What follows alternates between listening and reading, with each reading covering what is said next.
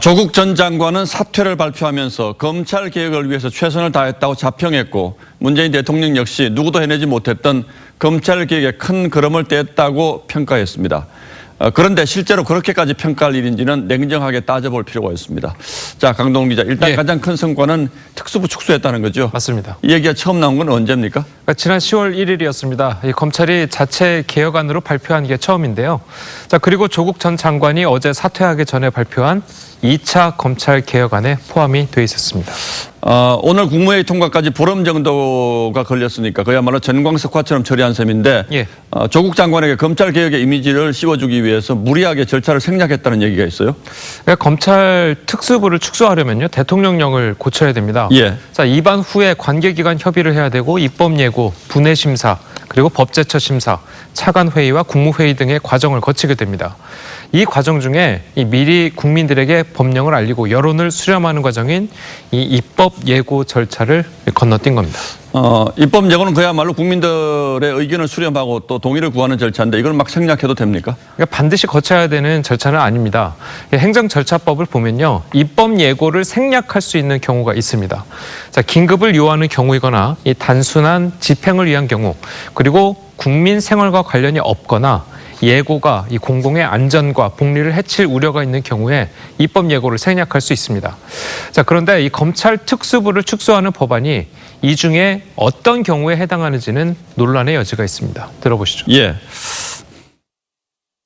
이번 정권은 여론을 굉장히 중요시한다고 해서 정권 초기에 각종 공론화위원회를 통해 가지고 여론 수렴 절차를 했는 적이 있지 않습니까? 일방통행식으로 개혁 아닌 개혁을 한다는 것은 절차적 정당성에 상당한 문제가 있고, 이 조국 전 장관은요, 이 정부 기관 관련 조직 경우에 있어서는 입법 예고를 생략한 예가 많다, 이렇게 어제 이야기했습니다. 자, 어쨌든 입법 예고 절차를 생략을 했으니까 뭐 시간은 많이 단축이 됐겠군요. 예, 그렇습니다. 이 입법 예고를 하는 데만 해도요, 최소 40일 이상 하게 돼 있으니까 그만큼 시간을 앞당길 수가 있었죠. 자, 거기다가 법무부가 일선 검찰의 의견을 듣겠다면서 이 전국 검찰청에 의견 조회 공문을 보낸 것이 이 지난주 금요일은 11일이었고요. 이 개혁안을 발표한 날인 14일까지 회신을 달라고 했습니다.